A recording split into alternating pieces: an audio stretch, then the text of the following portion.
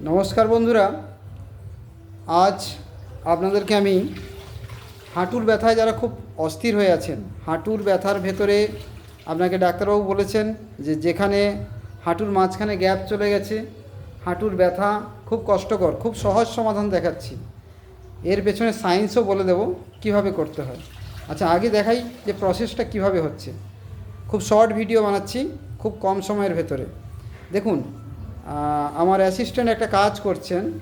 ওই লাল বালতিতে একটি গরম জল রাখা আছে, গরম জলে টাওয়েল দিয়েছে। সেই টাওয়েল দেওয়ার ফলে সেই টাওয়েলটাকে 50% শুকিয়ে নিয়েছে, জল নিচড়ে দিয়েছে। তারপর উনি ওটাকে ওনার পায়ের মধ্যে বসিয়েছেন। কতক্ষণ বসাবেন না, 2 মিনিট। 2 মিনিট সমান 120 পর্যন্ত যদি কেউ কাউন্ট করে তাহলে 2 মিনিট হয়ে যাবে। আমরা এটাকে 3 সেটে করব। এরকম হাঁটুতে ব্যথা আছে, এবার এটা 3 সেট করব, মানে এরপরে আমরা ঠান্ডা দেব। আগে দেখে নেন আমরা গরম দিচ্ছি। তো গরম কেন দিচ্ছি, এর পেছনে বিহাইন্ড কারণ কি। আমরা একবার গরম দেব, একবার ঠান্ডা দেব, আমরা টোটাল 3 সেট করব। তার মূল কারণ রয়েছে যে হাঁটুর ভেতরে যে কার্টিলেজটা আছে সেই কার্টিলেজটা অনেকাংশে ক্ষয়ে গিয়েছে। সেই কার্টিলেজটা আনতে গেলে এই জায়গায় আমাদেরকে রক্তের প্রবাহ বাড়াতে হবে, রক্ত সঞ্চালন প্রক্রিয়া বাড়াতে হবে। রক্ত সঞ্চালন প্রক্রিয়া বাড়াবার জন্য আমরা এখানে ঠান্ডা আর গরম, এটাকে বলা হয় অল্টারনেটিভ হাইড্রোথেরাপি। আমরা এই অল্টারনেটিভ হাইড্রোথেরাপি দিচ্ছি, যেখানে রক্ত সঞ্চালন প্রক্রিয়া বৃদ্ধি পাবে। আপনারা দেখবেন যে কোনো অংশ যদি কেটে যায়, সেই অংশ ভেতর থেকে পুরবার জন্য লাল মাংসপিণ্ড বেরিয়ে আসে। আর ওই জায়গাটা খুব ভালো করে দেখবেন অতিরিক্ত লাল হয়, তার কারণ হচ্ছে যে ওখানে রক্ত সঞ্চালন বেড়েছে। তো আপনার যে কোষ, সেই কোষ বিভাজন ঘটবে যদি রক্ত সঞ্চালন বৃদ্ধি পায়। আমাদের শরীরে প্রতিনিয়ত প্রচুর কোষ মারা যায়, আবার প্রচুর তৈরি হয়। তো যেখানে রক্ত সঞ্চালন নেই সেই জায়গায় গ্যাংগ্রিন হয়। তো আমরা একই প্রসেস করছি, যে এখানে রক্ত সঞ্চালন বাড়াচ্ছি। এবার এই রক্ত সঞ্চালন বাড়িয়ে নিলে এখানে কি রয়েছে না, দুটো জয়েন্ট পেসের মাঝখানে কার্টিলেজ রয়েছে। আপনার যে কান, সেই কানের মতো একটি কার্টিলেজ রয়েছে।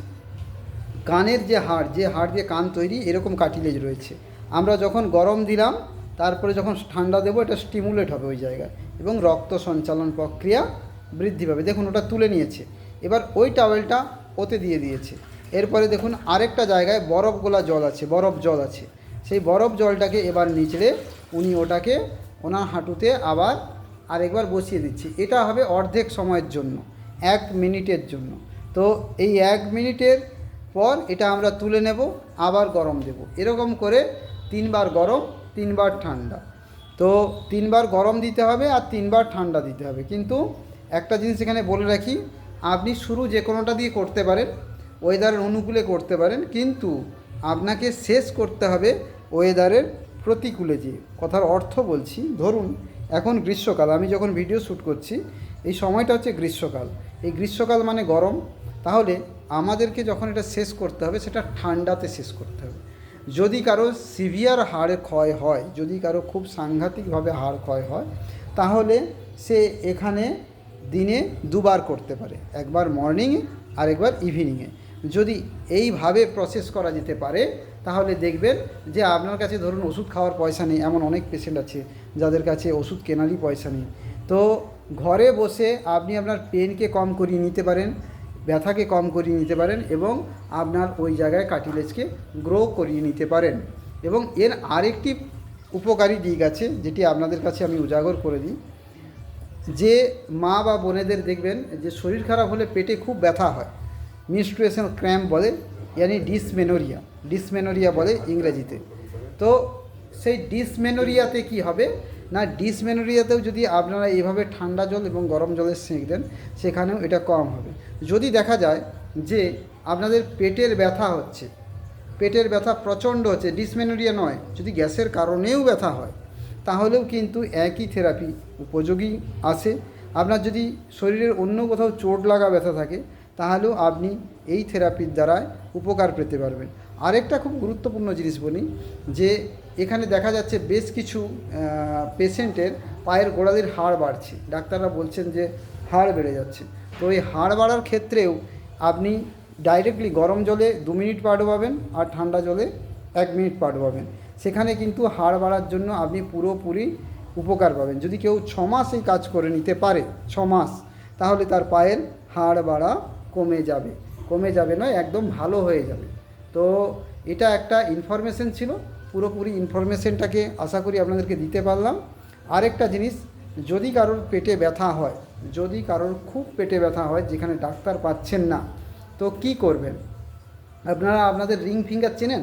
দেখুন, আমি ক্যামেরাতে দেখাচ্ছি, এটা রিং ফিঙ্গার। এই যে রিং ফিঙ্গার, এই রিং ফিঙ্গারের এই জায়গায় 2 হাতের একইভাবে খুব কষে দাবাবেন, খুব কষে দাবাবেন, 5-7 মিনিট দাবাবেন। আপনার পেটের যত ভয়ঙ্কর পেন হোক, সে যদি গলব্লাডার স্টোনেরও পেন হয়, সেই পেন কিন্তু টোটালি কমে যাবে। পরে আপনি ডাক্তার দেখিয়ে নিতে পারবেন, কিন্তু তৎক্ষণাৎ ম্যানেজমেন্ট আপনি পেয়ে যাবেন। তো এই ছিল আমাদের মোটামুটি একটা ইনফরমেটিভ ভিডিও।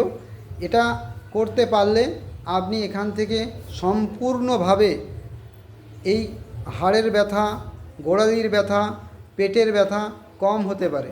এবার ধরুন কারোর গ্যাসের সমস্যা হয়েছে, তার জন্য হচ্ছে, সেখানে তার ট্রিটমেন্ট আলাদা রয়েছে, সেই জায়গায় সময় সাপেক্ষ এবং তার কী কারণ রয়েছে সেই কারণ ধরে আমাদেরকে চিকিৎসা করতে হবে। যাই হোক, এই ভিডিও দেখার জন্য আপনাদেরকে অসংখ্য ধন্যবাদ। আবার দেখা হবে পরের কোনো ভালো কোনো ইনফরমেটিভ ভিডিও, যা আপনাদেরকে অর্থ খরচ না করে খুব কম সময়ে কিভাবে আপনারা ম্যানেজমেন্ট পাবেন তার উদ্দেশ্যে আবার আমি অন্য কোনো ভিডিও বানিয়ে আনবো। আমার ভিডিও দেখার জন্য আপনাদেরকে অসংখ্য ধন্যবাদ। Thank you.